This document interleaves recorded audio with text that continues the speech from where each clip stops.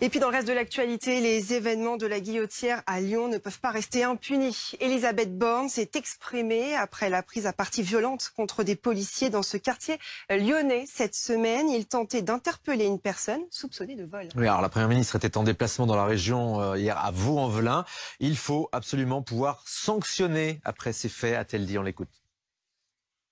Je voudrais tout d'abord apporter tout mon soutien aux policiers qui ont été agressés dans des conditions qui sont extrêmement choquantes, condamner très fermement ces agissements, vous dire que les moyens d'enquête vont être fortement mobilisés et qu'on veut absolument pouvoir sanctionner ces comportements qui ne sont pas acceptables. Il faut respecter la République et ça passe d'abord par le fait de respecter les policiers. On va naturellement mettre les moyens qu'il faut et si on a besoin de renforcer dans ces quartiers, on le fera. En tout cas, ça ne peut pas rester impuni. Il faut qu'on puisse réagir rapidement.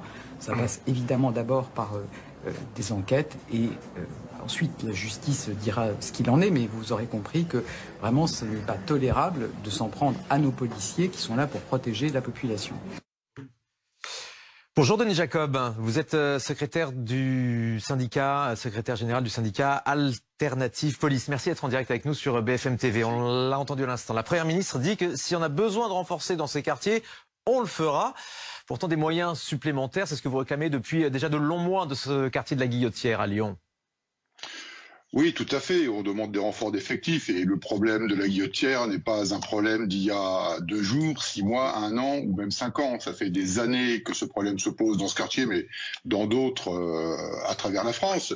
Et une fois de plus, on va répondre au problème au moment où il survient. Donc effectivement, il y a besoin de réorganiser les missions de police. Il y a besoin de plus de présence policière. Il y a une réforme des cycles horaires qui est en cours et qui va permettre d'imposer un plus grand nombre sur le terrain. Mais si vous me permettez, je voudrais quand même réagir par rapport aux propos de la Première ministre et je salue son engagement de fermeté parce que nous en avons besoin. Mais après les mots, il faut des actes. Et les actes, c'est de dire qu'il y a des peines fermes qui doivent être prises. Il faut arrêter d'être consensuel et en fonction de la gravité, dire il faut du sursis dès lors qu'on s'en prend à un représentant de l'État, qu'il soit policier, gendarme, policier municipal, personnel pénitentiaire, mais aussi personnel de l'éducation nationale, personnel médical, infirmier, pompier.